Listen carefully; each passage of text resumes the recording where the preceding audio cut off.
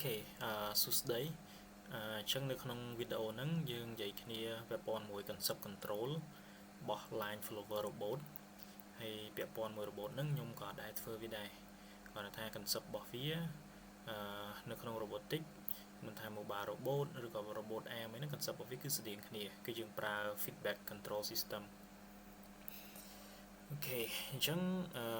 ក្នុង episode ទី1ហ្នឹងយើងគ្រាន់តែនិយាយពី concept សិនទេយើងអត់តន់ទៅតេស្តទៅលើ hardware ទេអូខេអញ្ចឹងអានេះគឺជារូបរាងរបស់ line follower robot អញ្ចឹងយើងមាន line មួយដែល line ហ្នឹងវាអាចជាពណ៌ខ្មៅ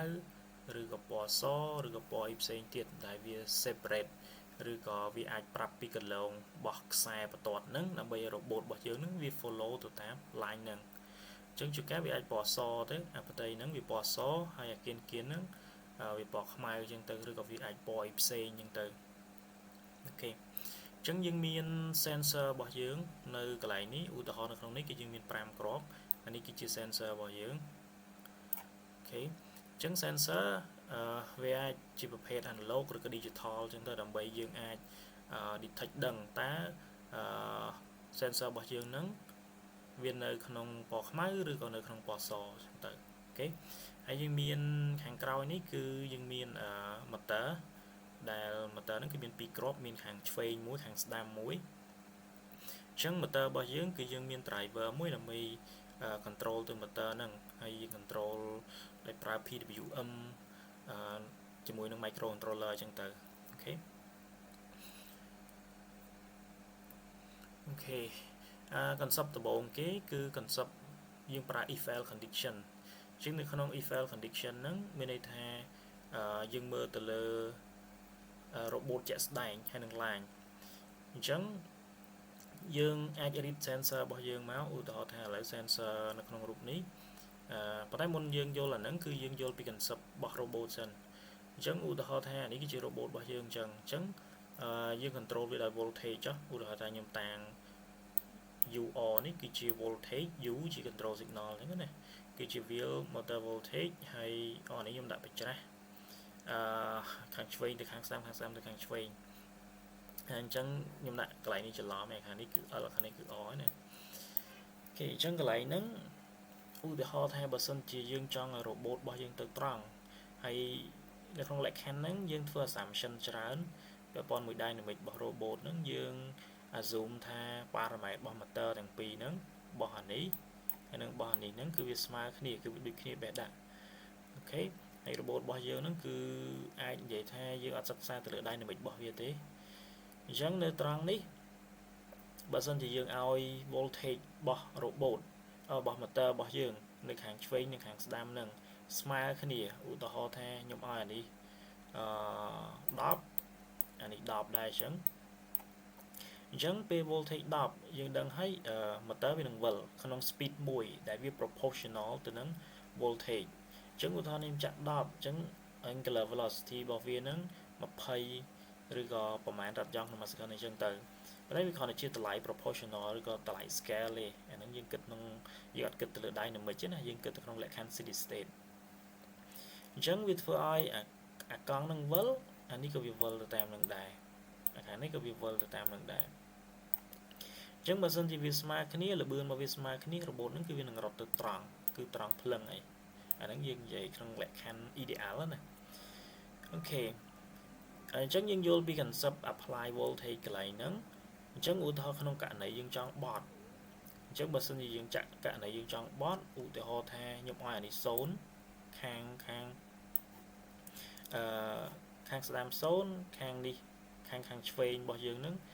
10ចឹងទៅអញ្ចឹងល្បឿនខាងនេះគឺលឿនជាងខាងនេះខាងនេះគឺ0អញ្ចឹងរបូតហ្នឹងគឺវានឹងបត់វងមកខាងនេះឧទាហរណ៍ដូចនៅក្នុងរូបទាំង3នេះឬនៅក្នុងរូបទី1នេះអញ្ចឹងបើសិនជាយើងឲ្យ voltage ខាងនេះហើយយើងបាច់មើលអក្សរទេកន្លែងនេះសារវាខុសអក្សរvoltage កន្លែងហ្នឹងវាធំជាង voltage កន្លែងនេះអាហ្នឹងវានឹងបត់មកខាងឆ្វេងអូខេបើយើងឲ្យខាងស្ដាំរបស់យើងធំជាងខាងឆ្វេងវានឹងចាប់ផ្ដើមបត់ហើយវាទៅមុខតាណាគ្នាទៀតអូខេអានេះដូចគ្នាបើសិនជាយើងចង់វាបត់ស្ដាំយើងឲ្យអា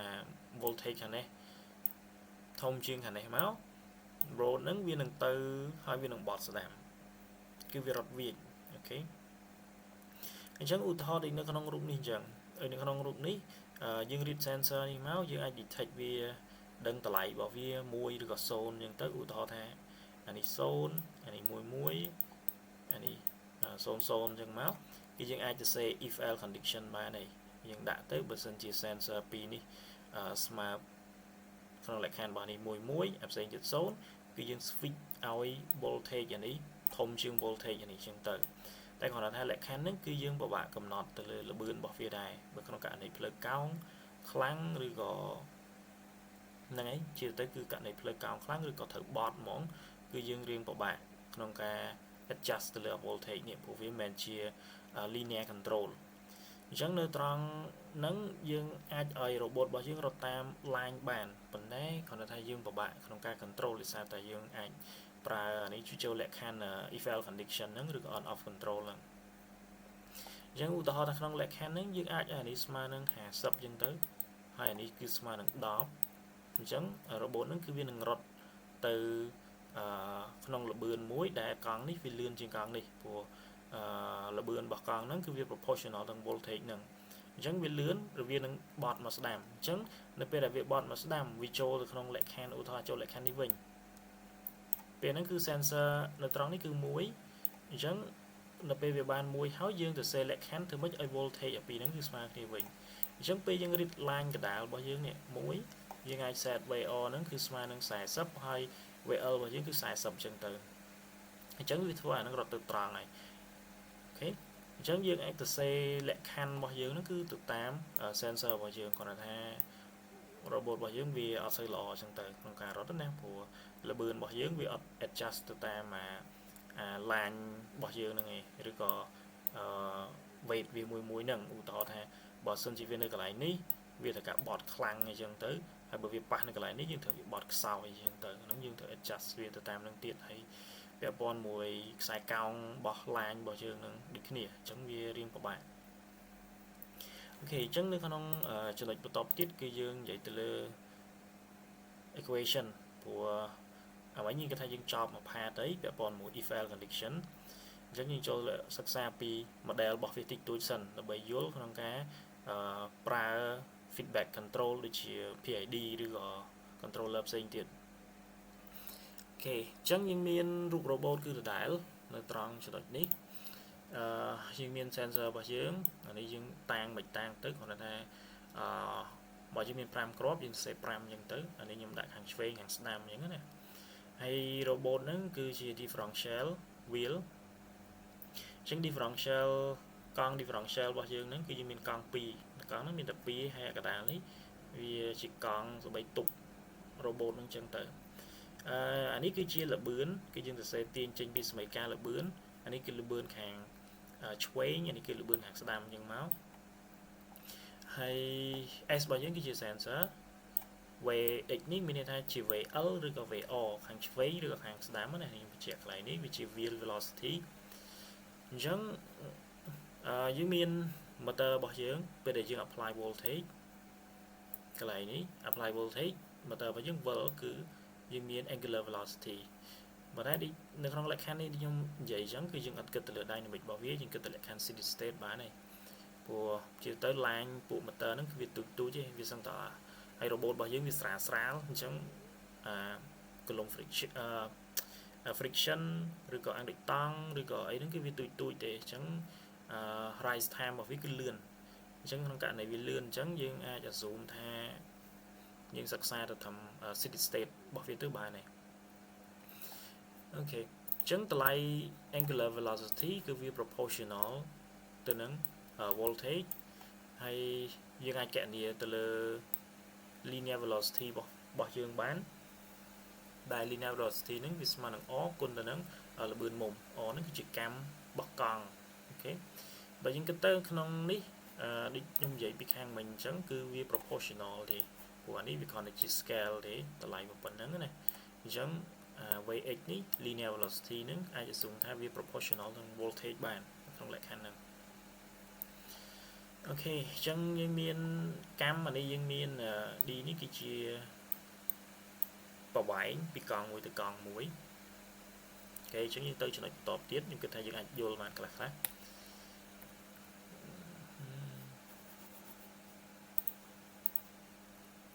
អូខេសមីការបន្តទៀតយើងសិក្សាទៅលើ motion របស់វាតែល្បឿនរបស់ robot ហ្នឹងវាមានគេខ្លះអញ្ចឹងនៅក្នុងនេះនៅក្នុង robot របស់យើងយើងគិតទៅលើល្បឿន2តែពិតវាត្រូវមានល្បឿនបើគិតយើងគិតនៅក្នុងប្លង់វាមានតាម x តាម y អញ្ចឹងទៅប៉ុន្តែនៅក្នុងលក្ខខណ្ឌ line follower របស់យើងអាចប្រើត្រឹមតែ v អានេះគឺជា linear velocity ហើយ omega នេះគឺជា angular velocity អញ្ចឹង v ហ្នឹងមានន័យថាល្បឿនដែលវាទៅត្រង់យើងនិយាយអញ្ចឹងចុះល្បឿនដែល robot របស់យើងរត់ទៅត្រង់ដែលវាមានចលនា linear ណាហើយ omega ហ្នឹងគឺជាល្បឿនដែល robot របស់យើងហ្នឹងវាមានចលនាបត់អញ្ចឹងពេលវាបត់ធៀបនឹងរយៈពេលមួយបត់ចេញមុំហ្នឹងមុំ delta ហ្នឹងធៀបនឹងរយៈពេលហ្នឹងហើយល្បឿនមុំអញ្ចឹង linear velocity យើងតាំងដោយ v អញ្ចឹងទៅហើយ omega ហ្នឹងគឺជាល្បឿនមុំហើយ delta របស់យើងនេះគឺជា angle ដែលវាបត់បានណាអញ្ចឹងយើងមានល្បឿនរបស់យើងក្នុងនេះគឺមាន2អញ្ចឹងបើសិនជា position របស់ line របស់យើងនេះព្រោះយើងចង់ control គឺយើងចង់ control ឲ្យ position របស់ line ហ្នឹងឧទាហរណ៍ថា line កដាលទៅ line កដាលគេនេះចុះអញ្ចឹងគឺវានៅលើ line អូខេអញ្ចឹងលក្ខខណ្ឌហ្នឹងគឺអត្ថន័យមានថាដូចយើង control angle មួយអញ្ចឹងគឺ delta អញ្ចឹងអញ្ចឹងដើម្បីទៅ control delta តោះតែយើងអាចរក model ពី voltage ព្រោះយើង system របស់យើងគឺ input គឺជា voltage គឺយើងមាន voltage របស់យើងនៅក្នុងនេះគឺinput របស់យើងគឺ2គឺ motor ខាងឆ្វេងមួយ motor ខាងស្ដាំមួយអញ្ចឹងអានេះគឺជា voltage ហើយ output របស់យើងគឺជា position របស់យើងណាគឺយើងចង់បានអញ្ចឹងគឺជា position របស់ line នេះឬក៏ជា data អញ្ចឹងទៅវា proportional គ្នាបើនិយាយចំទៅ angle ហ្នឹងអញ្ចឹងយើងបានល្បឿន linear របស់យើងអានេះយើងល្បឿនlinear velocity v របស់យើងគឺស្មើនឹង vr បូក vl ចែក2អត្ថន័យនៅកន្លែងនេះមានន័យថាបើសិនជាកង់របស់វាឧទាហរណ៍ថាយើងចាក់នេះល្បឿនរបស់វា110 ម៉ែត្រក្នុងមួយសង្ខិនអានេះ10ម៉ែត្រក្នុងមួយសង្ខិនដែរអញ្ចឹងយើងបូកចូលគ្នាទៅយើងចែក2មកវានៅតែ10ម៉ែត្រក្នុងមួយសង្ខិនដែរអូខេអញ្ចឹងនៅក្នុងលក្ខខណ្ឌ10ម៉ែត្រក្នុងមួយសង្ខិនអញ្ចឹងមានថារបួសរបស់យើងគឺរត់ទៅត្រង់ហើយព្រោះល្បឿនរបស់វាគឺស្មើនឹងល្បឿនកង់នឹងដូចតែគ្នាទេអញ្ចឹងបានយើងយកនេះបូកនេះទៅយើងចែក2មកនៅតែ10ម៉ែត្រក្នុងមួយសង្ខិនដែរហើយ omega គឺអត់មានទេព្រោះរបូតរបស់យើងបត់នៅពេលដែលមានល្បឿនមួយលឿនឬក៏យឺតជាងល្បឿនរបស់កង់ណាអញ្ចឹងបើយើងកណនីរ omega អានេះ10នេះដល់10យើងចែកនឹង d វាស្មើ0គឺវាអត់បត់ទេរបូតហ្នឹងអញ្ចឹងបើយើងចង់វាបត់លុះត្រាតែយើងមានយើងឲ្យល្បឿនរបស់កង់មួយហ្នឹងគឺតិចជាងអូខេអញ្ចឹងឧទាហរណ៍ថាបើសិនជាអានេះ5អានេះ10អូខេអានេះ5នេះ10អញ្ចឹងទៅអញ្ចឹងវាមានល្បឿន linear របស់វាប្រមាណអញ្ចឹងទៅយើងអាចកណនីទៅវាស្មើនឹង15លើ2ហើយដល់ពេលអានោះវាស្មើទៅនឹងយើងដកគ្នាមកគឺស្មើនឹង5លើ d អញ្ចឹងទៅចែកទៅនឹង d អញ្ចឹងណាអញ្ចឹងមានន័យថារបូតរបស់យើងហ្នឹងវាទៅត្រង់ផងវាបត់ផងវាមានចលនា2ក្នុងពេលតែមួយក្នុងលក្ខខណ្ឌហ្នឹងអូខេអញ្ចឹងអានេះគឺជាសមីការមួយ robot velocity ហើយអានេះគឺជា wheel velocity គឺយើងទាញជំនួសអាហ្នឹងចូលមកយើងទាញបានអញ្ចឹងយើងមើលកង់ទី1នេះ VL ហ្នឹងគឺស្មើទៅនឹង V ដកឲ្យ D លើ2គុណនឹង omega អញ្ចឹងទៅអានេះ VO គឺបូកវិញពីហ្នឹងគឺឆ្លាស់គ្នាអញ្ចឹងយើងឧទាហរណ៍នៅក្នុងលក្ខខណ្ឌនេះយើងចង់វាទៅត្រង់អញ្ចឹងយើងចង់វាទៅត្រង់យើង apply V0 មក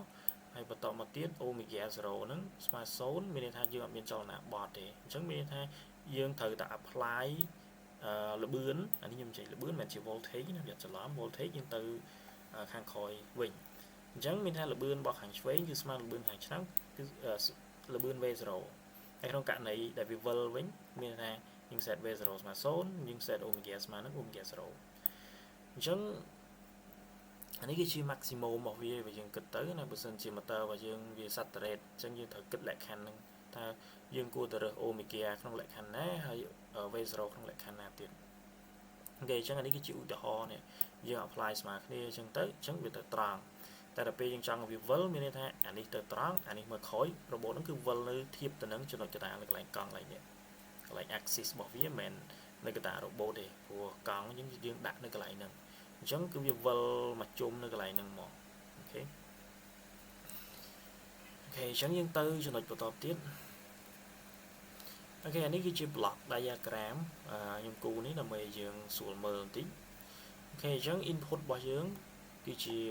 voltage អានេះគឺជា voltage វា proportional យើងបាន angular velocity របស់កង់ហ្នឹងអូខេហើយយើងគុណវាកម្មកង់យើងបានល្បឿនហើយបន្តមកទៀតអានេះដូចគ្នាខាងស្ដាំហើយយើងអាចគណនាបាន v ហើយនឹង omega អានេះគឺជាសមីការរបស់យើងហើយ omega គឺស្មើនឹង delta ឬ dt អានេះគឺជា angle របស់ robot ដែលយើងធៀបទៅនឹង coordinate x y អូខេអញ្ចឹងនេះក៏ជា block summary នេះគេហៅថា forward kinematic ប៉ុន្តែនៅក្នុងនេះគឺយើង input របស់យើងជា voltage តែពិតវាត្រូវ kinematic និយាយទៅល្បឿនហើយល្បឿនទេអញ្ចឹងបានខ្ញុំដាក់ voltage បូក forward អញ្ចឹង input របស់យើងគឺជាតម្លៃហ្នឹងយើងមើលតម្លៃហ្នឹងទៅអានេះគឺជាតម្លៃ voltage ហើយ output របស់យើងគឺចេញមកអាពីរនេះមកអញ្ចឹង system ហ្នឹងគឺជា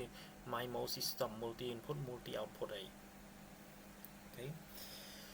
អូខេអានេះដូចគ្នាគ្រាន់តែយើងទាញបច្ច្រាស់វាត្រឡប់ទៅវិញទេយើងមាន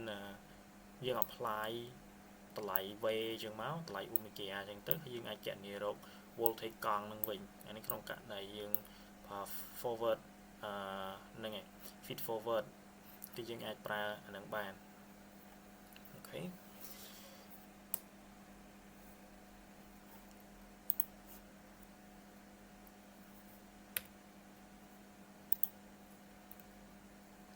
អូខេអញ្ចឹងយើងចូលទៅក្នុង block diagram អានេះគឺជា block control អញ្ចឹងនៅក្នុង block ហ្នឹងគឺយើងចង់ control position មានន័យថា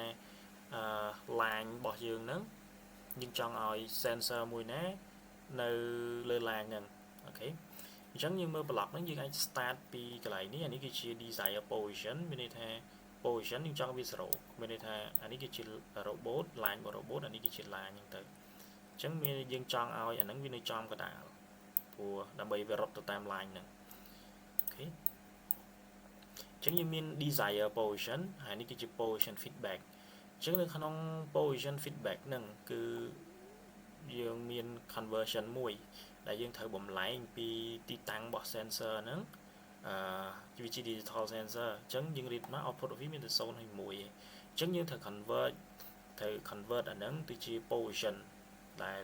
ពីដកអណ្ណទៅបូកអណ្ណអញ្ចឹងទៅជាឧទាហរណ៍ណាអញ្ចឹងយើងប្រើរូបមន្តខាងនេះយើងដាក់រូបមន្តនៅកន្លែងហ្នឹងអញ្ចឹងយើងមើលតាមហ្នឹងវាជាផលបូកអញ្ចឹង sensor ហ្នឹងយើងគុណទៅនឹង weight របស់វាមួយដែល weight របស់វាហ្នឹងឧទាហរណ៍នៅក្នុងនេះអញ្ចឹងអានេះគឺជាឧទាហរណ៍ weight របស់វាឧទាហរណ៍ថា sensor កណ្ដាលគេយើងដាក់0អញ្ចឹងទៅមានថាយើង assume ថាវាជា position 0ហើយបន្តមកទៀតដក1ដក2អញ្ចឹងទៅអានេះ1មាន2ត្រូវទៅខាងស្ដាំវិញបើយើងចង់ឲ្យឧទាហរណ៍ថាវាប៉ះ sensor ខាងចុងគេខាងនេះវាយើងចង់ឲ្យ control system របស់វារៀងតឡើង speed ឬក៏តឡើងអីយើងអាចតឡើង weight នឹងបានមានថា position ហ្នឹងគឺវាខុសខ្លាំងណាស់យើងចង់ប្រាប់ទៅ control system របស់យើងណាថាវាខុសខ្លាំងអញ្ចឹងយើងត្រូវការទាញវាមកខ្លាំងព្រោះនៅក្នុង control បើសិនជា error របស់វាធំវានឹង apply control signal ទៅធំដែរអញ្ចឹងយើងអាច scale weight នឹងតាមនឹងដែរឧទាហរណ៍យើងចង់នេះយើងគុណវានឹង100ទាំងអស់មកក៏បានដែរអូខេហើយអានេះគឺជា sensor ជាឧទាហរណ៍ថាយើង read មក00 1 0 1 1 0 0អញ្ចឹងមកអាហ្នឹងឧទាហរណ៍ដូចជាខ្ញុំបកទៅអាមិញទៀតអាមិញអញ្ចឹងបើយើងមើលក្នុងការកណនាតម្លៃគឺឃើញ0ដក 0.5 មានន័យថាវា line របស់យើងហ្នឹងនៅ sensor របស់យើងហ្នឹងឬក៏ពួក sensor វាធៀបមួយ robot អញ្ចឹងមានន័យថា robot របស់យើងវានៅប្រឆិតមួយ line ឧទាហរណ៍ដូចជានៅក្នុងរូបដបងគេមិញនេះដូចជានៅក្នុងរូបនេះ នឹងឧទាហរណ៍កន្លែងហ្នឹងណាអញ្ចឹងនេះ0 1 1 0 0អញ្ចឹងបើយើងមើលទៅវានៅត្រង់ចន្លោះនេះ line របស់យើងនៅចំកណ្ដាលនៅត្រង់ចន្លោះហ្នឹងអញ្ចឹងមានន័យថា position របស់ robot របស់យើងហ្នឹងគឺវាអវិជ្ជមានវានៅចំកណ្ដាលឯងអញ្ចឹងយើងត្រូវការឲ្យកង់នេះវាវិលទៅអញ្ចេះអាហ្នឹងគាត់ជាឧទាហរណ៍ណាអញ្ចឹងមានថា position គឺដកបើវានៅសិនវានៅចំកណ្ដាលគឺ0ឯងបើសិនជាវាខិតមកខាងនេះគឺ positive វិញអញ្ចឹងយើងត្រូវ apply control algorithm មិនដើម្បីអាហ្នឹងវាបត់ឬក៏វាកាច់ខ្លួនអូខេ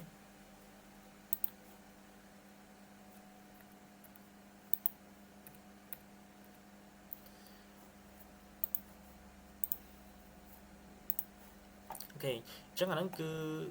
របៀបក្នុងការ read position ហើយដូចគ្នាអញ្ចឹង weight នេះយើងអាច scale វាបានអូខេអញ្ចឹងយើងមើល block ហ្នឹងយើង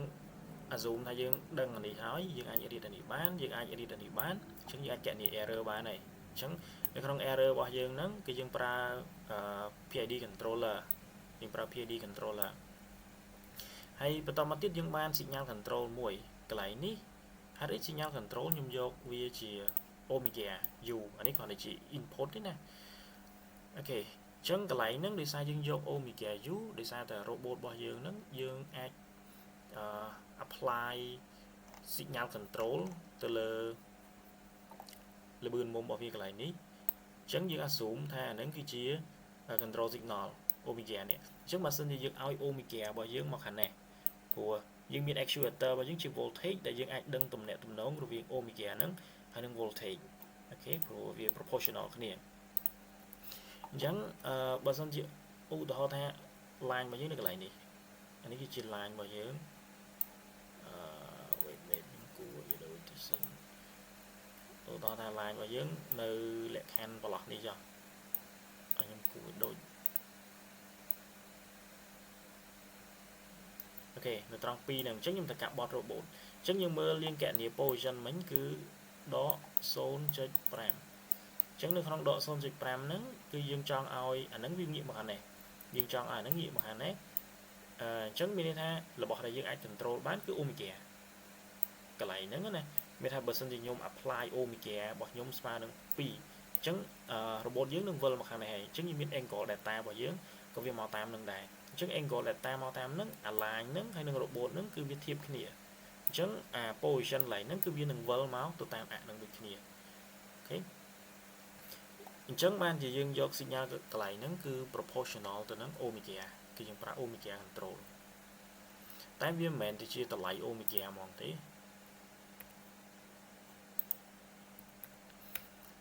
អូខេអញ្ចឹងយើងយកអានឹង omega មានន័យថាយើងកណនាមកឧទាហរណ៍ថាយើងបាន2អញ្ចឹងពេលយើងបាន2position របស់យើងហ្នឹងកន្លែងនេះឧទាហរណ៍នេះ0នេះវាអាចចេញ2កើតទេបើហ្នឹងវាអាចចេញ2ព្រោះនេះឧទាហរណ៍ថាយើងរៀបមកចេញដក 0.5 ចុះអញ្ចឹងវាចេញ 0.5 អញ្ចឹងវាចេញ 0.5 ហើយកន្លែងនេះ 0.5 មានន័យថាវាយើងត្រូវតែ apply voltage របស់យើងហ្នឹងអូនៅលើនេះអូខេសម័យអញ្ចឹងយើងត្រូវតែ apply ឧទាហរណ៍ថានេះស្មើនឹង 0.5 ដក 0.5 ករណីមិញណាអញ្ចឹងយើងអាច apply កន្លែង omega របស់យើងហ្នឹងគឺ 0.5 ព្រោះយើងយក0ដកឲ្យដក 0.5 វា 0.5 យើង 0.5 វាចាប់ផ្ដើមបត់ហើយបត់មកខាងឆ្វេងហើយរបូតរបស់យើងអញ្ចឹងបត់មកខាងឆ្វេងហើយយើង apply voltage របស់យើងធ្វើម៉េចអានឹងបត់មកខាងឆ្វេងអូខេហើយអានេះគឺគ្រាន់តែជា block ដែលខ្ញុំបញ្ចូលទេអានេះគឺជា inverse kinematic បើយើងមើលទៅគឺយើងយក inverse នេះព្រោះរបស់យើងនៅក្នុងនេះគឺយើងត្រូវការ apply omega នេះប៉ុន្តែវាមិនមែនជាតម្លៃ omega ហ្មងទេព្រោះវាគ្រាន់តែជា signal មួយដែលវា proportional ទៅនឹង voltage នេះទេអូខេអញ្ចឹង omega ហ្នឹងគឺយើងអាច control orientation ឬក៏ជា position របស់ robot ហ្នឹងដែលយើងចង់ឲ្យវាបវលឬក៏ control position របស់ line sensor របស់យើងហ្នឹងធៀបទៅនឹង line ព្រោះ robot របស់យើងបើសិនជាយើង control omega វាគ្រាន់តែ robot ហ្នឹងវាគ្រាន់តែវិលទេឧទាហរណ៍នេះអញ្ចឹងទៅវាគ្រាន់តែវិលជុំវិញ point ឡើងហ្នឹងទេអញ្ចឹងបើសិនជាយើងអត់ចង់ឲ្យ robot របស់យើងរត់តាម line ហ្នឹងទេយើងគ្រាន់តែដាក់ឲ្យវាប៉ះនៅត្រង់ line ណាមួយយើងកណនី error មកហើយ robot ហ្នឹងវានឹងវិលline របស់វាមកជួរហ្នឹងមករក line នៅត្រង់ចំណុចកណ្ដាលហ្នឹង tay bờ sân dương trong ở việc từ mục tiệt dương thời tập bốc về bỏ dương đại về đi ní cái chuyện đi dài ở velocity trong việc từ tròn chân tới chẳng dương bàn về dù cái chuyện dịch nhào mùi đại dịch nhào nó cái dương a mơ là tam inverse kinematic như bạn và đấy viên mệnh chỉ exact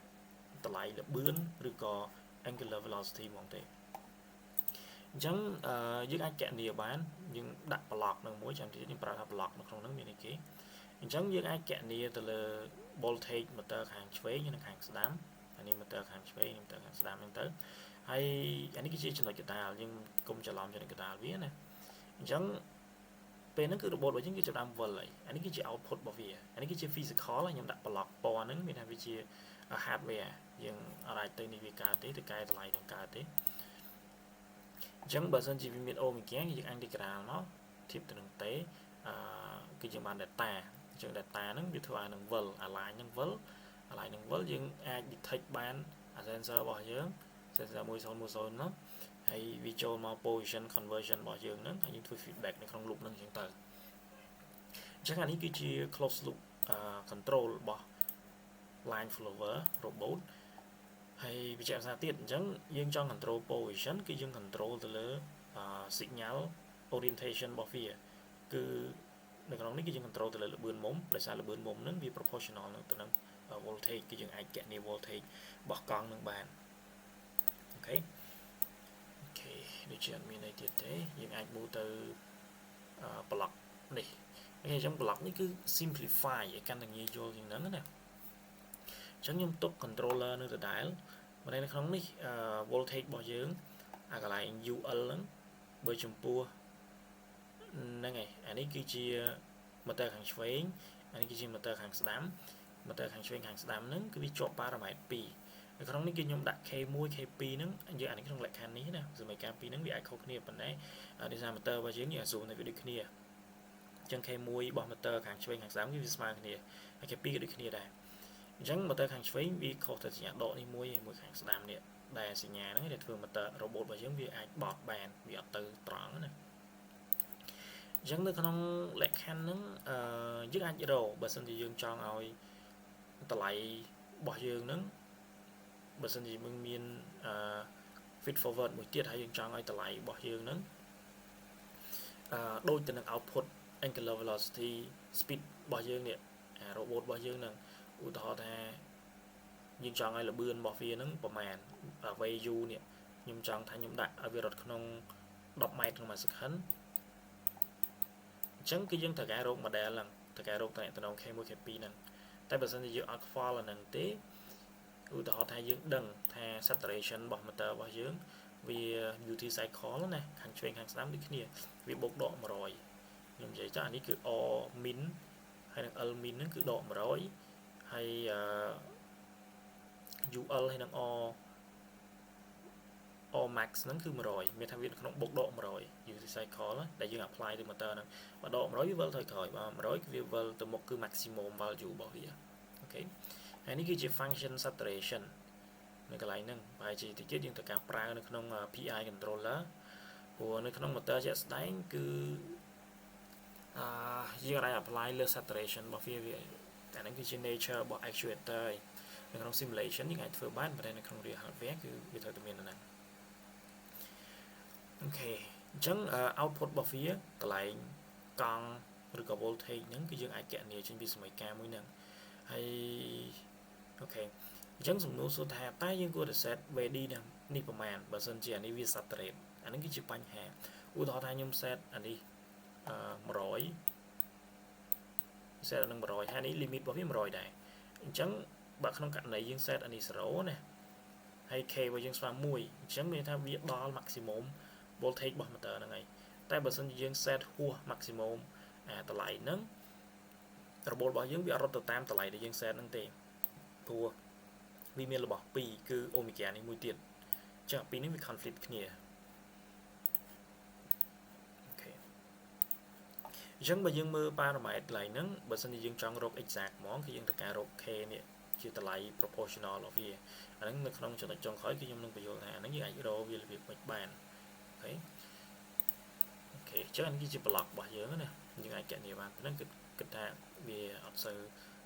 của bạn mà thế hay anh S cái dương đi trên sensor máu hay dương cho conversion lại nâng máu hay kẹt nhiều feedback dương miền block rồi cái dương miền code PID controller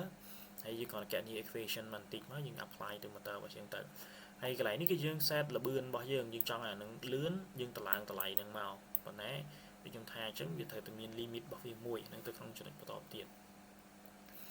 ok chân dương ai từ cho nó bắt tiền nghe cho nó cái dương dạy vì mình nâng cứ linear hay nâng angular velocity chẳng được trong cho nó đi bà dân chỉ dương mơ ai lại VU max ní cứ như mà nâng U max maximum chạy k mùi nó không cạnh này dương set omega bỏ dương việc miền valley mình làm việc tròn lưu món cứ vì mà nâng về max chẳng là U max lừa k mùi như tới hay lại k mùi ngay rồi bạn như tới rồi có U min anh ấy cứ minimum bỏ phía vì mà nâng lại U min chạy k mùi đi kia omega cái đi kia đấy mình không lại khăn nâng này của đôi dương đi pillar chẳng đi chừng không lại khăn đi chẳng nè giờ ai đi sâu máu mình thay đổi những cái rất tròn phẳng mà cái dương set ở bên này cái smart này anh ấy maximum với 100 anh ấy đạt 100 này mới dương đọc khơi nhỉ lại k nè cái được nhiều có vấn đề nơi tròn nâng bà xin dương trong set saturation bỏ phía có mọi việc conflict kia của vì mình boundary bỏ phía mũi đại u thọ đi nhung tha chẳng bà xin dương set u thọ tha dương cạn nhiều máu nhưng đại nụ ở pi rối về vào việc cái mà pi rối hay omega cái mà đang hạ sập chẳng vì cạn nhiều máu vì thời trình về u ở về oประมาณ về l ประมาณ แต่ยังมือแต่ยังแต่ไหลนั่งแต่ยังมือเคยนะvề l vì ok vì nơi không rèn còn đây về oก็วิเคราะห์แรงมาได้ยังโรบอทบ่ยังนั่นคือวิแมนรถตึกน้องระเบิดเป็นนั่งlinear hay năng angular velocity là bươn phần năng để cái việc rất nóng là bươn xe của việc pot boundary bảo viên này chẳng nơi cái này nếu cái dương ai set dương dọc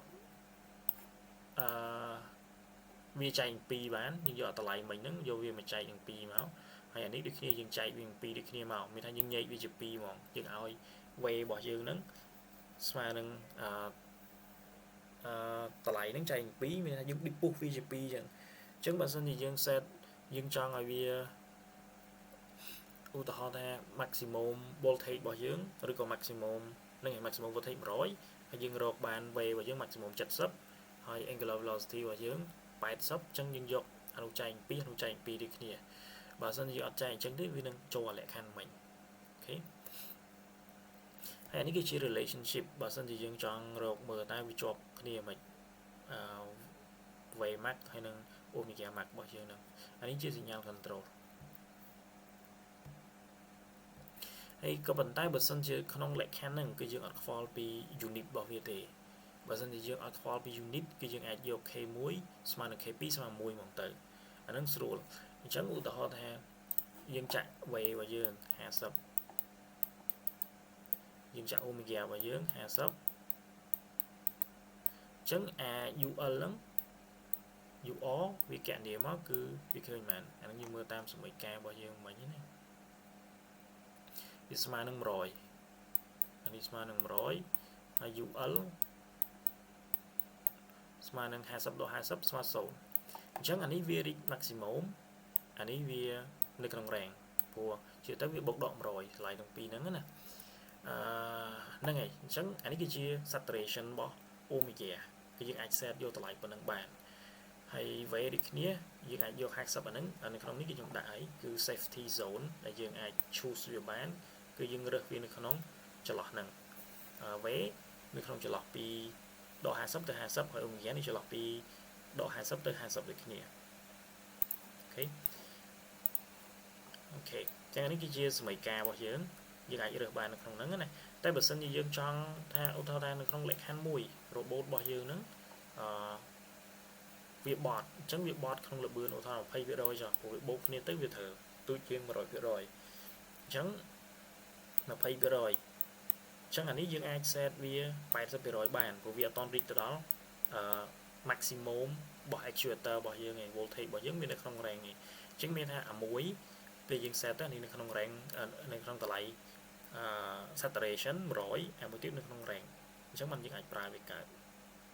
តែបើវា100ទាំងពីរមានថាវាចូលទៅក្នុងlinear ឬក៏ angular velocity មកគឺ maximum របស់វាមក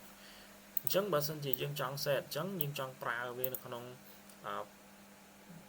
limit ឬក៏ maximum speed គឺយើងប្រើលក្ខខណ្ឌមួយនេះអានេះគឺជាលក្ខខណ្ឌដែលយើងអាច set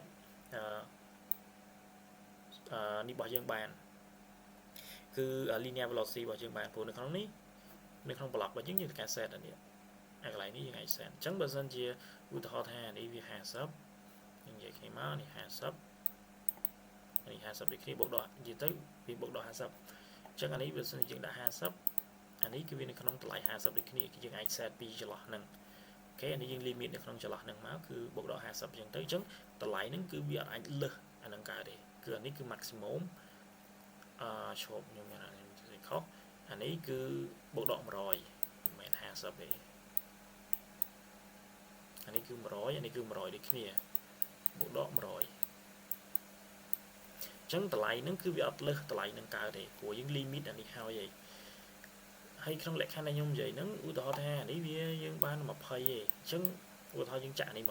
20អាលក្ខខណ្ឌមួយនេះគឺវាអាចលើ20ហ្នឹងគឺវាអាចដល់8អញ្ចឹងទៅវាបូកគ្នាវាស្មើទៅនឹង100 maximum នេះគឺ100អញ្ចឹងទៅអញ្ចឹងយើងអាចតម្លើង speed ទៅលើបានហ្នឹងក្នុងលក្ខខណ្ឌ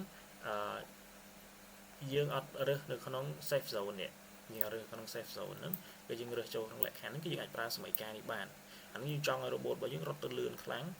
ដោយពេលដែលវាបត់នៅក្នុងលក្ខខណ្ឌមួយតែបើវាអត់បត់ទេយើងរត់ maximum speed ទៅតែបើវាបត់យើងឲ្យវាបន្ថយល្បឿនគឺយើងត្រូវ adjust តម្លៃ desire របស់យើងនេះ linear velocity ហ្នឹងគឺយើងត្រូវ adjust វាទៅតាមតម្លៃល្បឿននេះគឺយើងអាច adjust ហ្នឹងទៅតាមតម្លៃល្បឿនដែលយើងកណនាចេញពី PI controller អញ្ចឹងទៅអូខេយើងកណនាហ្នឹងហើយយើងយកហ្នឹងមក check តើយើងគួរថាកន្លែងហ្នឹងពេលដែលវាកំពុងបត់ហ្នឹងវាគួរតែលឿនឬក៏យឺតអញ្ចឹងបើសិនជាវាកំពុងបត់ហើយល្បឿនមុំរបស់វាធំខ្លាំងយើងឲ្យវាបន្ថយល្បឿនទៅដើម្បីវាបត់ឆាប់ផុតអញ្ចឹងណាអូខេ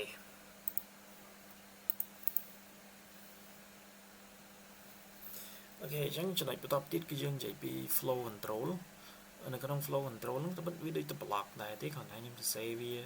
ហើយវាជា flow របស់ code ទៅណាហើយយើងកាន់តែយើងអាចងាយយល់អញ្ចឹងដំបូងគឺយើងអាច set desire position ហើយនេះជាទៅគឺយើង set វា0ឯងមានថាយើង set ឲ្យ line sensor របស់យើងវានៅចំកណ្ដាល line ហើយ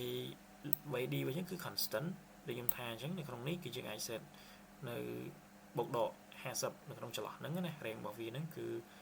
តូចជាង absolute value វាតូចជាងបូកដក50អញ្ចឹងទៅអូខេហើយអានេះគឺយើងកណនា position របស់យើងដែលយើង read s របស់យើងហ្នឹងគឺចេញពី sensor របស់យើងអូខេហើយបន្តមកទៀតយើងកណនា error ហើយយើងកណនា signal របស់យើងមិញហ្នឹងគឺ VU ហ្នឹងចេញពី desire របស់យើងមកហើយយើងចូលទៅ PID controller នេះជា form PID controller បន្តមកទៀតយើងកណនាទៅលើតម្លៃនេះហើយតម្លៃនេះគឺបើសិនជាយើង set ដូចក្នុងលក្ខខណ្ឌមិញគឺយើងដូរទៅតាមហ្នឹងណាគឺយើងអាចយក VO របស់យើងហ្នឹងអាចស្មើទៅនឹងអានេះបូកអានេះយកហ្មងអាចលុបអានេះចោលបាននេះបូកដកអញ្ចឹងគ្នាយកហ្មងទៅយើង set មួយហ្មងព្រោះអានេះគ្រាន់តែជា signal control ទេវាអត់បញ្ហាទេហើយសមាន PID វាអ្នករ៉ាប់រងហើយយើងមានwheel voltage អានេះក្នុងករណីយើងអត់មានត្រូវកាយទេនេះយើងអាចឆូតចោលបានយើងកណនាប៉ុណ្ណឹងមកមានថាជុំសិនថាទៅត្រូវរបស់គេដោយសារកន្លែងនេះគេសរសេរជា full equation កន្លែងនេះគេសរសេរជា linear velocity របស់កង់កន្លែងនេះតែពិតបើសិនជាយើងនេះយើងត្រូវលុបអាជួរនឹងទាំងអស់អាជួរពីរហ្នឹងអានេះដូចគ្នាហើយយើងយកសមីការរបស់យើងមិញហ្នឹងគឺយើងសរសេរពី UR គឺស្មើទៅនឹងVU បូកឲ្យ omega មក omega U ហ្នឹងទៅហើយនឹងសមីការខាងស្ដាំ UL ជា voltage ដែលកណនាចេញពីអាហ្នឹងគឺស្មើទៅនឹងកន្លែងនេះដូរឲ្យ omega U ដែលនេះគឺ limit របស់វាបូកដក100អានេះយើងអាចរើសបើយើងខ្ញុំនិយាយចឹងបើសិនជាយើង save rank អានេះបូកអានេះនៅក្នុងចន្លោះ50អានេះក្នុងចន្លោះ50ដូចគ្នាអូខេអូខេអញ្ចឹងវាមានតែប៉ុណ្្នឹងឯងអានេះគ្រាន់តែដូចតែពិតវានេះវាត្រូវគ្រាន់តែថាយើងកណនីទៅមកទេតែយើងអាចប្រើ function ដែលខ្ញុំដាក់បញ្យល់យើងមិញអញ្ចឹងយើងអាចប្រើនឹងបានគេចូលទៅដល់ចំណុចបន្តទៀតយើងនិយាយទៅលើ discrete PID controller អញ្ចឹងនៅក្នុង discrete PID controller គឺយើងបបែកPID របស់យើងមិញហ្នឹងអញ្ចឹងអានេះខ្ញុំបបែកបានប៉ុណ្ណឹងអញ្ចឹង omega របស់យើងខ្ញុំដាក់ omega k ពេលយើងកណនី omega វាស្មើទៅនឹង kp គុណ error បូកឲ្យ ki អ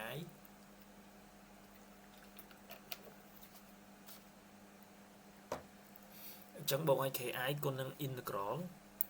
អានេះ integral អាហ្នឹងយើងកណនីបន្តទៀតបូកឲ្យ kd គុណនឹង derivative អញ្ចឹងតម្លៃនេះគឺតម្លៃ constant អាហ្នឹងយើងអាចតេស្តលើ experiment បានឬក៏យើង design អញ្ចឹងតែ design នឹងបាត់តិច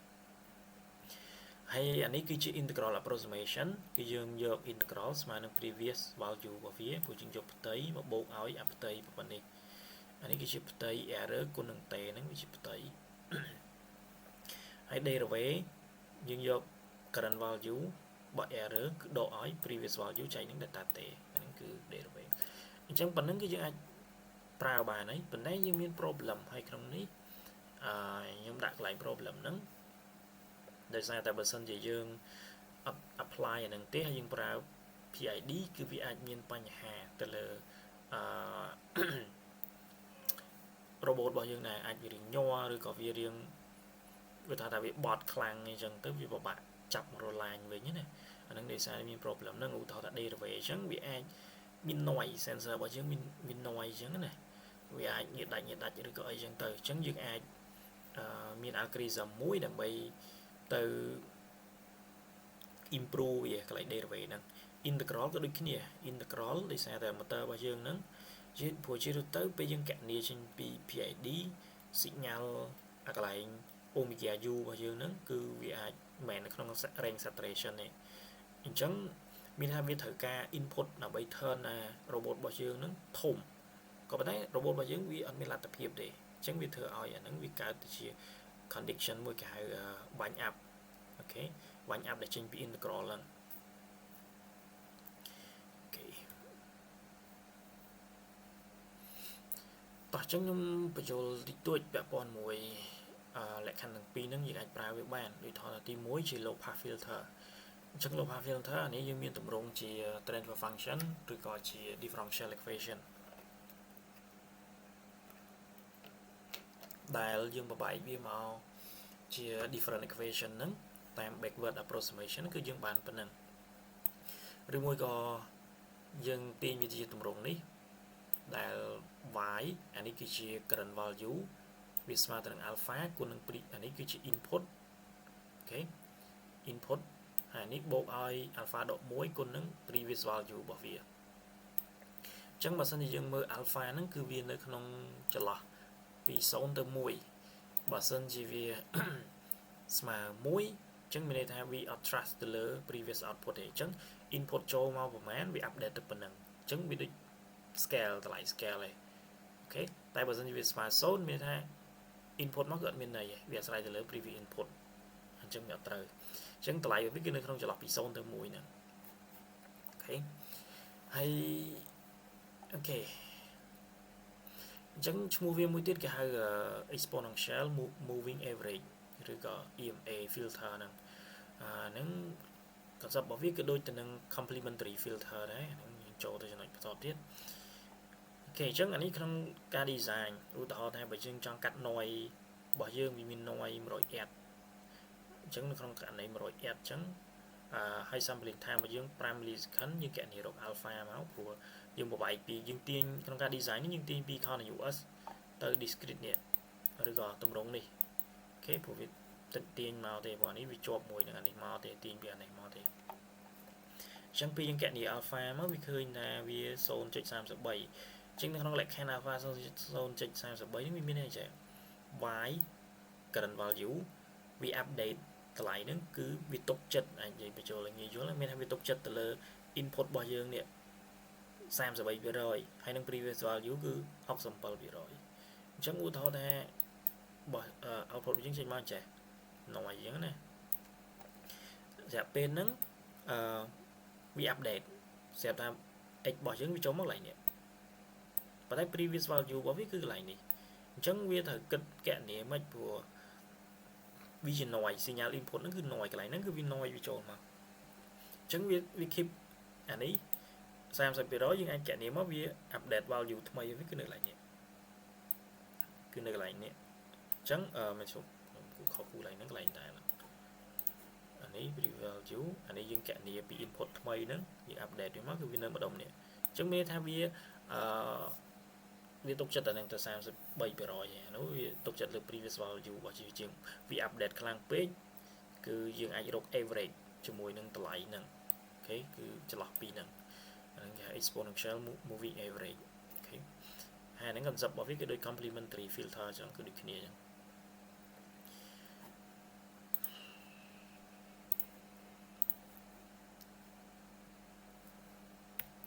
ok từចំណុចបន្តទៀតយើងនិយាយពី anti vang up នៅក្នុង anti vang up នេះគឺយើងនិយាយពីប្រភេទមួយគេហៅ clamping អញ្ចឹង clamping ហ្នឹងយើងគ្រាន់តែបិទបើក integral ទេវាមានលក្ខខណ្ឌរបស់យើងមួយព្រោះ problem គឺដោយសារ integral ហ្នឹងនៅពេលដែល error របស់យើងហ្នឹងវា constant u ឧទាហរណ៍ក្នុងរយៈពេល 1 ហ្នឹងនៅ2រហូតអញ្ចឹងintegral ហ្នឹងវាចាប់ដើមធ្វើ summation error ហ្នឹងរហូតអញ្ចឹងទៅអញ្ចឹងដល់ពេលរហូតអញ្ចឹងទៅcontrol signal ឡើងវា store នៅក្នុង integral នេះ signal នៅក្នុង integral ហ្នឹងពួក integral ដូច memory អញ្ចឹងគឺវា store នឹងជាប់នៅក្នុងហ្នឹងអញ្ចឹងតម្លៃហ្នឹងគឺវាកើនទៅរហូតអានេះ constant នេះតម្លៃ error អញ្ចឹងស្មើ2 constant នេះក្នុងលក្ខខណ្ឌវាស្មើ2ហ្នឹងមានន័យថាឧទាហរណ៍ថាយើង apply កន្លែង or យើង100អញ្ចឹងណាប៉ុន្តែ actuator របស់យើងវាអាច supply ដល់ maximum របស់យើងហ្នឹងដោយសារ saturation ហ្នឹងវា apply បានត្រឹមតែ50ទេតោះអញ្ចឹងវាបានតែ50ហ្នឹងហើយអញ្ចឹងដល់ពេល output របស់វាចេញមកបានត្រឹម50ហ្នឹងទេដោយសារ actuator យើងវា limit ត្រឹមហ្នឹងឯងវាអាចទៅលើនឹងកើតទេអញ្ចឹង50ដល់50វាស្មើនឹង50អញ្ចឹងទៅអូខេអញ្ចឹងវាធ្វើឲ្យអាហ្នឹង store អាហ្នឹងជាប់error ហ្នឹងវានៅប៉ុណ្្នឹងរហូតដល់ពេលប៉ុណ្្នឹងរហូតវាឡើងទៅកើនរហូតទៅបោកកណ្ដនណាអញ្ចឹងដល់ពេលយើង switch អានេះមកក្រោយវិញឧទាហរណ៍យើង switch អានេះមក0ឬក៏មក25វិញ error របស់យើងនៅត្រង់លក្ខខណ្ឌនេះគឺវាដូរសាញហើយវាអាចស្មើនឹងដក7អញ្ចឹងទៅអញ្ចឹងដល់ពេលវាដក7 error នេះវានាំទៅធ្លាក់ពីលើនឹងមកដល់ក្រោមវិញវាទៅការចំណាយពេលទៀតអូខេអញ្ចឹងវា problem គឺដោយសារតែ integral អញ្ចឹងហ្នឹងអូខេអញ្ចឹងយើងត្រូវមានលក្ខខណ្ឌមួយដើម្បីទៅបិទ integral ហ្នឹងឬក៏បើក integral ហ្នឹងអាហ្នឹងក្នុងលក្ខខណ្ឌយើងប្រើ logic condition ហ្នឹងគេឲ្យឈ្មោះថា clamping method អូខេអញ្ចឹងនៅក្នុងលក្ខខណ្ឌហ្នឹងយើងត្រូវការ add អានេះគឺ saturation មួយអានេះគឺជា saturation ហ្នឹងគឺយើងដាក់ខ្លួនឯងឧទាហរណ៍ថាបើសិនជាវាជា omega មិញu របស់យើងហ្នឹងគឺជា omega ចុះអញ្ចឹងវាបូកដក50អូខេបូកដក50អូខេអញ្ចឹងបូកដក50អញ្ចឹងយើងមានលក្ខខណ្ឌ2ទី1ដូចខ្ញុំនិយាយមិញអញ្ចឹងលក្ខខណ្ឌទី1ហ្នឹងerror របស់យើងវា change ហើយ error របស់យើង change ហើយឧទាហរណ៍ថាយើងកណនីពីដំបូងមិញខ្ញុំនិយាយលក្ខខណ្ឌមិញណាវាស្មើនឹងដក2ចុះវាស្មើដក2ក៏ប៉ុន្តែដោយសារជាប់ integral មិញហ្នឹង output របស់យើងហ្នឹងវាអត់ទាន់ដូរសាញទេវាអត់ទាន់ដូរសាញពីដក2ហ្នឹងមកនេះទេអញ្ចឹងនៅក្នុងលក្ខខណ្ឌវាអត់ទាន់ដូរសាញហ្នឹងវាអានេះវានៅ positive ឡើយវាផ្ទុយវានៅ positive វាស្មើនឹងបូក2000អញ្ចឹងទៅវានៅបូក2000អញ្ចឹងទៅអញ្ចឹងវាចូលលក្ខខណ្ឌមួយមានន័យថានៅក្នុង anti wind up ហ្នឹងឯងអូខេអញ្ចឹងលក្ខខណ្ឌ2000ហ្នឹងគឺ anti wind up ហ្នឹងឯងហើយមួយទៀតយើង check ទៅលើ output អាហ្នឹងឧទាហរណ៍ថាមិញ2000អញ្ចឹងទៅក៏ប៉ុន្តែវាចេញពី function saturation របស់យើងមកវាបានតែ50ហ្នឹងទេអញ្ចឹងយើងធៀបគ្នានៅក្នុងលក្ខខណ្ឌហ្នឹងយើងធៀបមួយអា signal ចេញពី PID របស់យើងហ្នឹងហើយនឹង saturation ហ្នឹងយើងឃើញថាលក្ខខណ្ឌហ្នឹងមានថាវា reach ទៅដល់ saturation ហើយអញ្ចឹងយើងត្រូវបិទអាហ្នឹងបិទ integral ហ្នឹងអញ្ចឹងយើងធៀបទៅលើ2លក្ខខណ្ឌហ្នឹងអូខេអញ្ចឹងនៅក្នុងនេះគឺខ្ញុំដាក់គុណមួយនៅកន្លែងនេះគ្រាន់តែជា block ទេយើងអាចទៅ cell algorithm មិនក៏បានដែរអ ចឹងនឹងគុណកន្លែងនឹង out របស់យើងនឹងវាអាចមាន0ហើយនឹង1ចឹងបើសិនជាយើងគុណ1គឺវានៅដដែលទេវានៅតែអង្គ integral ធម្មតាតែទេព្រោះយើងគុណវានឹង1តែបើយើងគុណ0ចឹងអង្គ integral នេះ0គឺវាស្មើនឹងតម្លៃ constant ហើយតម្លៃ constant របស់យើងនឹងគឺ previous value របស់វាហ្នឹងហើយចឹងវានៅតម្លៃថេចឹងយើងដាក់ស្មើ0មានថាយើង stop integral ចឹងយើងទុកតម្លៃថេអូខេចឹងលក្ខខណ្ឌរបស់យើងគឺទី1គឺយើង check ទៅលើ sign អានេះគឺ sign របស់ error របស់យើងហ្នឹងហើយអានេះគឺជាតម្លៃ sign របស់ u នេះឧទាហរណ៍ដូចក្នុងលក្ខខណ្ឌនេះអញ្ចឹងបើសិនជាវាដូចគ្នាយើងមើលកន្លែងនេះណាទី1ខ្ញុំដាក់ស្មើអានេះខ្ញុំដាក់ស្មើហ្នឹងមានថាវាដូចគ្នាបើ sign របស់វាដូចគ្នាឧទាហរណ៍ថាអានេះ2ហើយយើងមកកន្លែង u របស់យើងហ្នឹងវាស្មើទៅនឹង2ដែរអញ្ចឹងបើសិនជាអានេះ2ហើយនេះ maximum 50ព្រោះអានេះខ្ញុំប្រើឆ្នោត n ណាអានេះលក្ខខណ្ឌ2ហ្នឹងវាចូលហើយប៉ុន្តែវានៅ check មួយលក្ខខណ្ឌទៀតគឺ n ព្រោះយើងប្រើលក្ខខណ្ឌ n អញ្ចឹងនៅក្នុងលក្ខខណ្ឌ n ហ្នឹងស្រាប់តែនេះវាចេញមក saturation វានៅក្នុង range របស់យើងដដែលទេវាស្មើ2ដដែលទេអញ្ចឹងវាស្មើ2អញ្ចឹងយើងមើលលក្ខខណ្ឌហ្នឹងអានេះវាអូខេលក្ខខណ្ឌមួយនេះគឺអូខេគឺវា respect អានេះអញ្ចឹងអានេះគឺស្មើ1ព្រោះវាផ្សាយវាគឺដូចគ្នាហើយយើងមកមើលអានេះរបស់យើងអាកន្លែង2នេះហើយ saturation ព្រោះវានៅក្នុង range បុកដក50អញ្ចឹងយើងចាក់2វាចេញមក2តែលើកលែងយើងចាក់នេះធំជាង50បានវាចេញ50ព្រោះវា saturate អញ្ចឹង n ឲ្យអានេះលក្ខខណ្ឌវាគឺ u copy u sat អញ្ចឹងអានេះគឺដូចគ្នាអញ្ចឹងវាអត់ចូលក្នុងលក្ខខណ្ឌហ្នឹងទេអញ្ចឹងវាអត់ចូលនៅក្នុងលក្ខខណ្ឌហ្នឹងមានថាវាចូលលក្ខខណ្ឌ l អញ្ចឹង output យើងគឺស្មើ1មានថានៅក្នុងលក្ខខណ្ឌហ្នឹងយើងធ្វើ integral ធម្មតាព្រោះវាអត់ទាន់ទៅដល់លក្ខខណ្ឌ saturation ក៏ប៉ុន្តែបើសិនជាវា saturate មានន័យថាមានគណនានេះ2យ៉ាងមកហើយបន្តមកទៀតយើងគណនានេះចេញមកវាបាន100ឧទាហរណ៍ណា100អញ្ចឹងចេញពី saturation មកវាត្រឹម50ហើយអញ្ចឹងវានៅសល់50អញ្ចឹងលក្ខខណ្ឌទី1វាគ្រប់តាមហើយលក្ខខណ្ឌទី2គឺវាខុសគ្នានេះអញ្ចឹងវាចូលនេះអញ្ចឹងវា n គ្នាអញ្ចឹង1 n 1វាស្មើនឹង1អញ្ចឹងវា1វាចូលលក្ខខណ្ឌនេះគឺយើងបិទ integral ចោល output របស់យើង0អានេះគឺ0អញ្ចឹងវាមកបិទ integral នឹងចោលកន្លែងនេះគឺយើងគុណនឹងម៉ែនវាចេញ0ដែរបិទ integral ចោល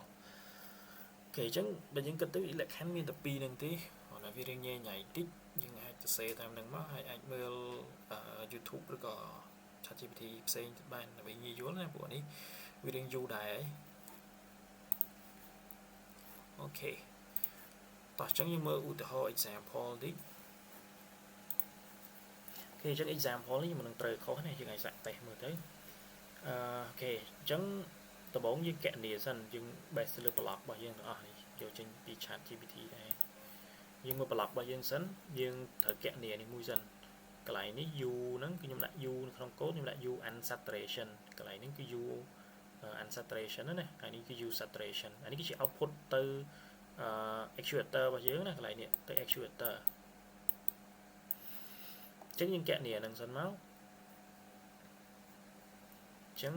យើងគណនានឹងមកនេះអានេះគឺជា PID របស់យើងអានេះគឺ P controller អានេះគឺ I អានេះគឺ U unsaturation បន្តមកទៀតយើងគណនា U sat កន្លែង U sat ហ្នឹងគឺយើងគណនាចេញពីអាហ្នឹងដូចគ្នាយកអានេះមកគណនានេះអញ្ចឹងយើង set មក if U saturation របស់យើងព្រោះ U saturation នៅក្នុងនេះយើងតាំងស្មើនេះហ្មងបន្តមកទៀត U saturation ធំជាង U max ធំជាង U maximum ហ្នឹងគឺក្នុងនេះយើងដាក់100អូខេអញ្ចឹងយើង set U sat ហ្នឹងឲ្យវាស្មើទៅនឹងmaximum របស់វាឧទាហរណ៍ថា120អញ្ចឹងយើង set វាស្មើ100នេះដូចគ្នាវាតូចជាងដក100យើងឲ្យវាស្មើដក100អញ្ចឹងមកអញ្ចឹងយើងបានតម្លៃហ្នឹងហើយយើងបាន unsaturation ជាមួយនឹង saturation កន្លែងនេះចេញពី com ហ្នឹងអញ្ចឹងយើង check condition របស់យើងអញ្ចឹងដោយសារតែនៅក្នុងនេះវាអត់មាន function ដើម្បី check sign អញ្ចឹងយើងមានតែ function ធំជាង0ឬក៏តូចជាង0អញ្ចឹង function របស់យើងមាន error របស់យើងហ្នឹងធំជាង0ហើយនឹងអានេះធំជាង0ហ្នឹងមានថាអានេះគឺវា sign របស់វាគឺ positive ដូចគ្នា positive ដូចគ្នាដូច the same sign វាស្មើ1ឯងអញ្ចឹងបើសិនជាវាស្មើ1 អានេះគឺតូចជាង0និងតូចជាង0អាពីរហ្នឹងតែមានស្មើមួយគឺយើងប្រើឆ្លប់អអញ្ចឹងគឺវាដូចទៅក្នុងលក្ខខណ្ឌនេះទេវាដូចទៅនឹងអាមួយនេះទេគ្រាន់តែយើងយក sign ហ្នឹងមកបបែកព្រោះ sign វាមាន2មានបូកមានដកអញ្ចឹងណាអញ្ចឹងបើវា the same sign គឺវា return តម្លៃ1ហើយ and ជាមួយនឹងលក្ខខណ្ឌនេះគឺខុសគ្នាមានន័យថា u ansat គឺលក្ខខណ្ឌកន្លែងនេះខុសពីអានេះតម្លៃវាគឺខុសគ្នាគឺយើងអត់មានធ្វើអីទេនៅក្នុងលក្ខខណ្ឌហ្នឹងមានន័យថាយើងអត់ update តម្លៃ integral របស់វាទេតម្លៃ integral ហ្នឹងគឺយើងអត់ update វាទេគឺយើងទុកវាដដែលអាតម្លៃ u e នេះ integral នេះគឺយើងអត់ update វាទេគឺយើងទុកវាដដែលណាព្រោះទៅ next state គឺយើងត្រូវការយកអាហ្នឹងទៅកណនាអញ្ចឹងបើសិនជាយើងអត់ update តម្លៃ integral ដែលយើងកណនាចេញមកគឺវានៅដដែលវានៅជាប់ក្នុងតម្លៃប៉ុណ្ណឹងតែបើសិនជាយើង update ទៅហ្នឹងតម្លៃហ្នឹងគឺយកបូកតទៅគ្នារហូតអូខេអញ្ចឹងបើក្រៅពីលក្ខខណ្ឌហ្នឹងគឺយើង update ទៅហ្នឹងនេះយើង update តម្លៃ integral របស់យើងហ្នឹងគឺវាស្មើទៅនឹងតម្លៃនេះមកចុះពេលយើងកណនាstate បន្តទៀតគឺយើងយកហ្នឹងមកកណនាចូលក្នុងនេះហើយ output វាគឺស្មើប៉ុណ្ណឹង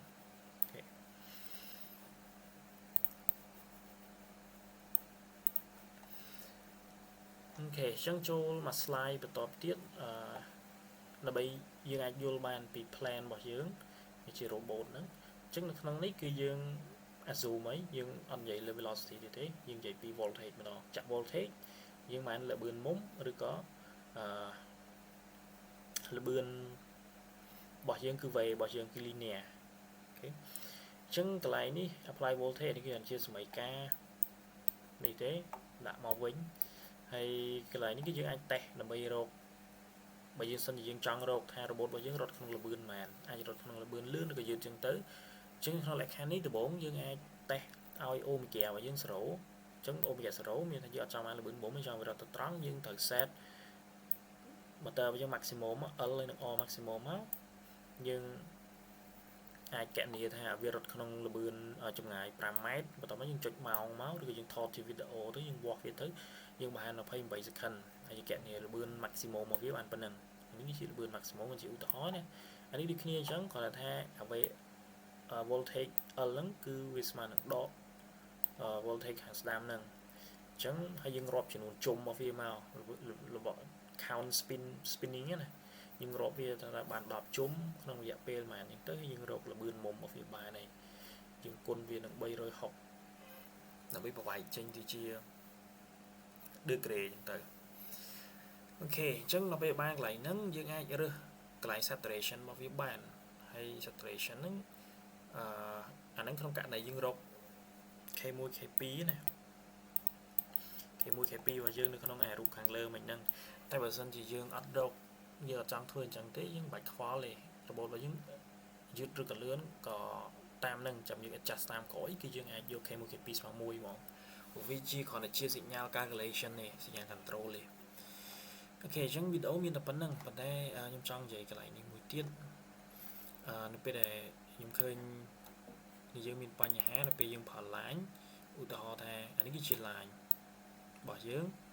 ហើយ sensor របស់យើងវានៅក្នុងចន្លោះហ្នឹងវាអត់ detect ទេកន្លែងហ្នឹងណាវាចន្លោះចេះអានេះនិយាយពី state ហ្នឹងតែខ្ញុំគូមួយទៀតជប់សិនឧទាហរណ៍ថា state ដំបូងវា detect យ៉ាងនេះចេះ5យ៉ាងទៅអញ្ចឹងវានៅជាប់កន្លែងនេះ line របស់យើងនៅបន្លោះនេះស្រាប់តែពេលហ្នឹងline របស់យើងអត់ detect ទេដោយសារតែវាអាចទី1អាច sensor អត់ដុតឬក៏មិនអញ្ចឹងណាឬក៏វាលបើកបន្តិចហ្នឹងក្នុងលក្ខខណ្ឌបន្តិចហ្នឹងវាអាចមាន2លក្ខខណ្ឌទៀតទី1 line របស់យើងវាចូលក្នុងបន្លោះនេះមួយទៀត line របស់យើងវាអាចចូលក្នុងបន្លោះនេះដែលវាអត់អាច detect អញ្ចឹងនៅក្នុង2លក្ខខណ្ឌហ្នឹងយើងអាចធ្វើរបបរបស់យើងហ្នឹងឲ្យវារាវបានឲ្យវាបត់ស្ដាំដើម្បីរាវរឡាញឬក៏បត់ឆ្វេងហ្នឹងទៅព្រោះយើងអត់ដឹងទេក្នុងលក្ខខណ្ឌហ្នឹងគឺយើងអត់អាច detect ដឹងទេព្រោះពេលហ្នឹងគឺ sensor របស់យើងគឺបាត់ហើយយើងកណនាមកអត់មានទេតម្លៃហ្នឹងគឺ0ហើយមិន0ទេវាកណនា position របស់យើងអាកន្លែង P ហ្នឹងគឺចេញអាណោះណាកន្លែង P អញ្ចឹងយើងអាច check ទៅលើ previous value របស់វាបានឧទាហរណ៍ថា previous value របស់យើងឧទាហរណ៍ថាយើងមាន S របស់យើងហ្នឹងដំបូងគឺ condition របស់យើង0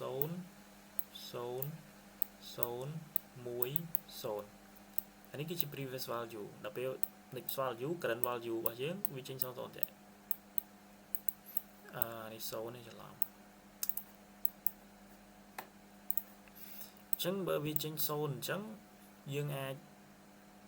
ទី1យើងអាច scale អានេះក៏បានដែរព្រោះវាគ្រាន់ជាតម្លៃយើង scale អានេះឲ្យទូចទៅមានថា robot ហ្នឹងរត់យឺតជាងមុនឬក៏មិនអញ្ចឹងណាយើងយកតម្លៃចែក2ឬក៏យើងបដូរ weight របស់វាអញ្ចឹងទៅប៉ុន្តែកន្លែងនេះយើងត្រូវប្រាប់វាដែរថា robot ហ្នឹងវានៅ position ណាទី1យើងអាច keep អាហ្នឹងនៅដដែលមានន័យថាបើសិនជាយើង check យើង read sensor មក previous value វាប៉ុណ្ណឹងស្រាប់តែយើង read sensor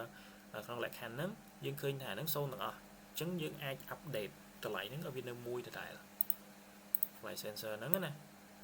យើង update ថាវានៅ position ហ្នឹងដដែលព្រោះតែពិតវាអាចនៅប្រឡោះនេះឬក៏នៅប្រឡោះនេះ line របស់យើងអញ្ចឹងយើងអាចទៅមួយអញ្ចឹងទៅព្រោះយើងអត់ detect ទេនៅក្នុងលក្ខខណ្ឌហ្នឹងកុំឲ្យវាមានបញ្ហាអញ្ចឹងយើង assume ថាវាមួយទោះបីជាវានៅខាងនេះក៏ដោយបើវានេះយើងឲ្យវាសមមួយទៅបើវាត្រូវទៅត្រង់ឬក៏បត់ទៀតអាហ្នឹងវាពេលដែលវាបត់មកគឺវានឹង detect ហីបើវាទៅត្រង់អាហ្នឹងវាអាចនៅដដែលអញ្ចឹងបើវានៅដដែលនៅទៅ0ទៀតយើងឲ្យវាទៅត្រង់ទៀត0ទៀតនៅទៅត្រង់ទៀតព្រោះវាអត់អីនេះទេវាអត់អី concern ទេព្រោះ line វាដឹងនៅទៅប្រឡោះហ្នឹងហើយវានៅក្នុងលើ robot របស់យើងដដែលលើកលែងទៅវានៅកន្លែងនេះអញ្ចឹងបើសិនជាវានៅកន្លែងនេះខាងចុងគេយើងត្រូវ detect ទៅលើអា last sensor របស់យើងឧទាហរណ៍ last sensor របស់យើងនៅត្រង់ point នេះអញ្ចឹងបើវាស្រាប់តែដល់កន្លែងហ្នឹងគឺវាបាត់អញ្ចឹងបើវាបាត់យើងអាចត្រូវតែ update វាព្រោះវាអាចមកខាងជៀនហ្នឹងឬក៏ប្រឡោះនេះអញ្ចឹងយើងត្រូវ update អាហ្នឹងឲ្យវាមកនៅកន្លែងហ្នឹងដដែលដើម្បីប្រាប់ពី position របស់ robot យើងថាវានៅខាងស្ដាំដៃឬក៏នៅខាងឆ្វេងព្រោះវាអត់អាចថាវានៅprevious value របស់វាណាឧទាហរណ៍ថា0 1អញ្ចឹងទៅស្រាប់តែ1សុកឡាញមើលអត់ដែរអាហ្នឹងក៏វាអាចទៅដែរវាអាចទៅរួចដែរលើ robot ហ្នឹងវានេះខ្លាំងកាច់ខ្លាំងឬក៏មិនអីចឹងណាទៅវាមកដល់ខាងហ្នឹងយើងអាចមើលលក្ខខណ្ឌទៅតាម line របស់យើងក៏ប៉ុន្តែបើវាចេញបើសិនជាវាអញ្ចេះ current value 00យើង update អាហ្នឹងគឺស្មើ1មកមានថាយើងយក value ហ្នឹងជំនួសចូលស្មើ1មកអូខេយើង check ទៅលើអានេះអូខេអញ្ចឹងក្នុងវីដេអូហ្នឹងគឺមានប៉ុណ្ណឹង